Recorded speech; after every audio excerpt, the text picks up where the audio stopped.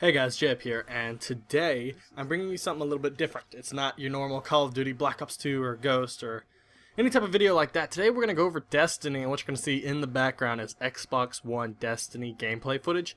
I've put in about a couple hours of time into the beta, and I've got to say so far I'm really liking the game. It is very fun and relaxing at the same time, and you can play with people.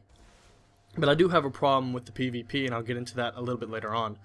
But when I think of Destiny after playing it, I think of like Left 4 Dead style gameplay with friends, like the 4-player multiplayer, with the look of Halo in the open worldness that is Borderlands.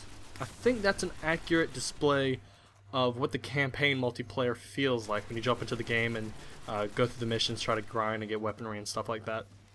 I think that's a very accurate description, and it's just as fun as you'd say Left 4 Dead on PC when you're playing with friends. It's amazing. I'm gonna go ahead and say it's amazing. Now, I am getting the Destiny PS4 bundle. I do not have a PS4, and I was wanting to get one that I could play with some of y'all guys, maybe with Advanced Warfare coming out. I can get it for the Xbox One and PS4, and that way if I ever want to play games for PlayStation 4, I don't have to sit there and try to save up and try to buy it, because there's going to be so many games coming out. So I'm getting that bundle, which if you don't have a PS4 and you're wanting to play Destiny on the PS4, I would advise you get the bundle. You're actually saving a little bit of money on it. I think it's like $4.49. You get the game, 1 month PlayStation Plus, and a white PlayStation 4, the Glacial White Limited Edition, I guess you could say.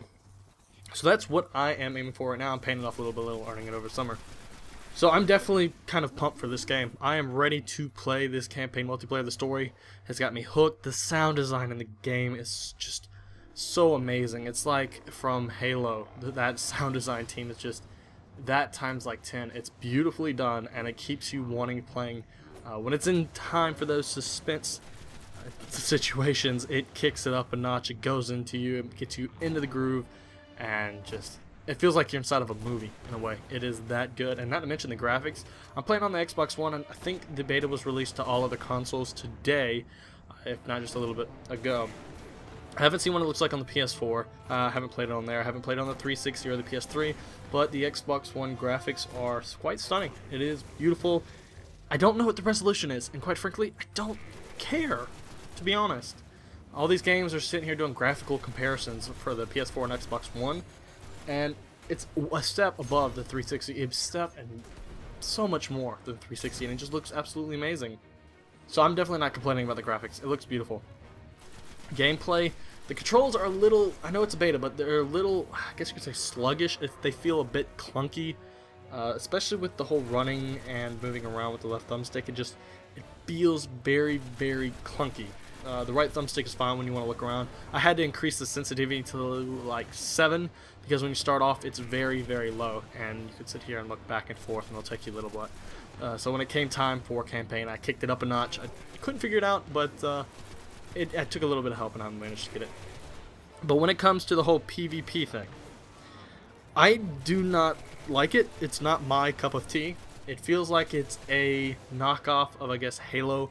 The bikes are like Ghost. The little tank things are like the, not the Halo side tanks, but the other side, the Covenant tanks. That's what it feels like. And then they have turrets that are on the map too. So it feels like it is a bit of a knockoff of Halo multiplayer. I know it's made by 343, no, not 343, Bungie, my bad. It's made by the same people who originally started Halo. So I can see why it's going to have that feel, and when it comes to the campaign multiplayer, oh my god, it's so much fun, and it reminds me of the days where I would just play Halo's campaign over and over and over, because it was so enriching, and it wanted to keep you going, see if you could do it faster, if there was things you didn't figure out, and I would definitely suggest this for the campaign alone. But when it comes to PvP, it also has the issues of these special moves that each character has. I think there's like the Hunter, the Warlock, and another class. I think I pick Hunter. But when it comes time for the actual moves in PvP, it's quite frustrating. There's so many instances I've had it where I'm shooting a guy and I'm about to kill them. I've knocked down their shield and they're like at a sliver of health, and then they pull out their special ability or something like that and kill you.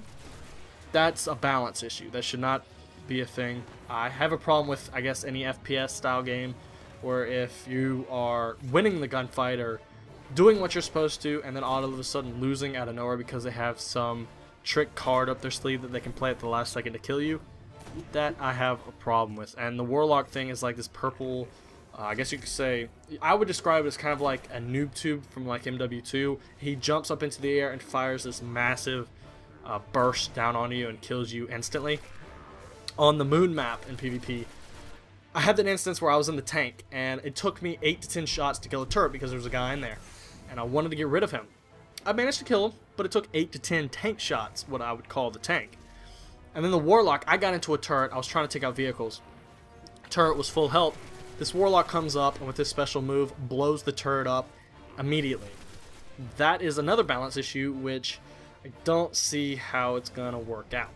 Because if a tank takes that many shots to kill the turret and the player, and a player can easily just destroy the turret in one hit, it just doesn't make sense. It doesn't make sense overall. And I can understand, like with the throwing knife and the grenades, for my class that's what I get, that they have a time limit on it, and no matter how many times you die, it gets looped on a time limit. So they will only come up every so often. I can see that. It might even be good for, say, Call of Duty to do something with the grenades, so you don't have constant grenade spam. That is something that they did right. I like that. It keeps people from spamming explosives, but the special moves category kind of like pulls it back in to have that bit of a problem.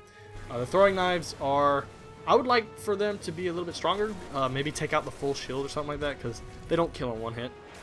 And by the way, if you did not know, in PvP, your shield is, I guess, the first 2/3 of your health bar on the top, and when it hits the red, that's your actual health. So be careful with that, because it will screw you up if you're not paying attention.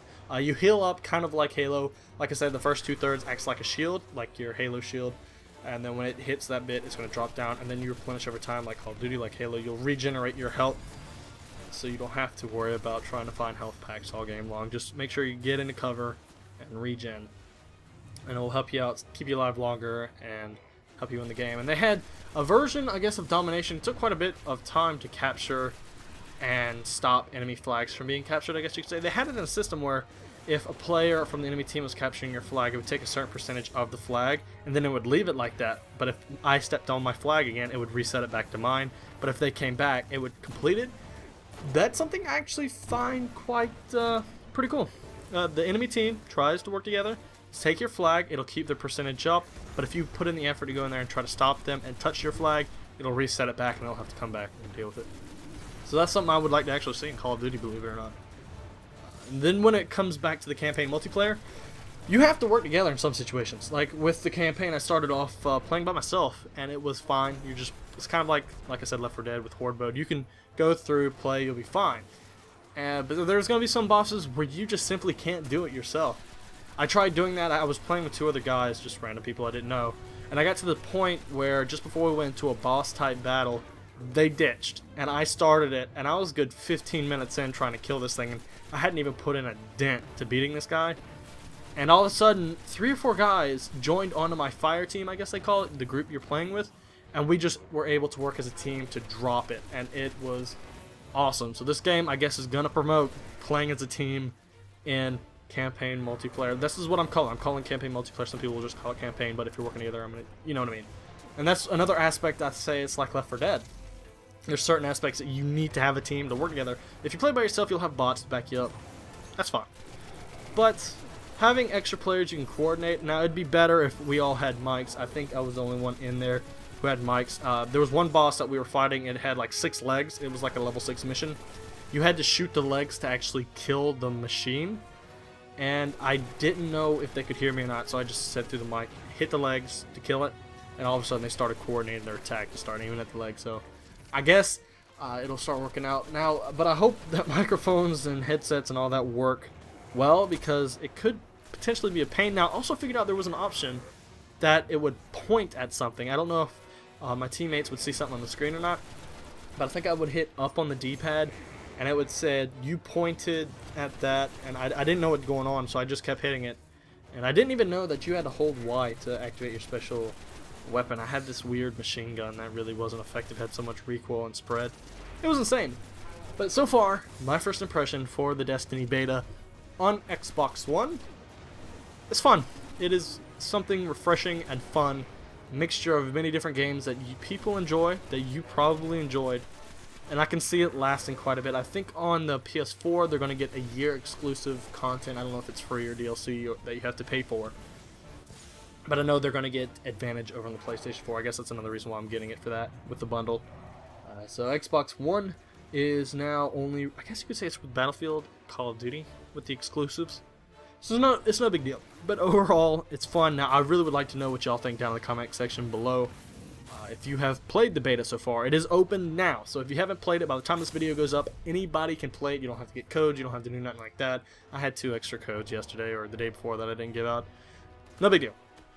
But I would suggest if you have the bandwidth and you're possibly not near your data cap, if you even have that crap, definitely download it, give it a shot.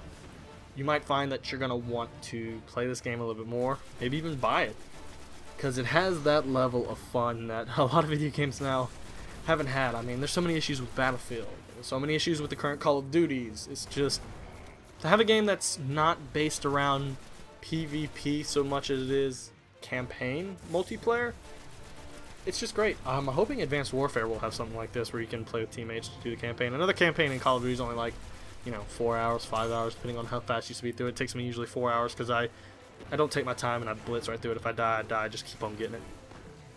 So hopefully with that, we can see an overall great game come out with Destiny. So far, I think only the Earth missions are unlocked. I think the moons are still locked. And I believe the way it's going to work is it's going to open up the rest of like the galaxy for you to go through. So it should work out nice, and hopefully there's a lot of stuff to do.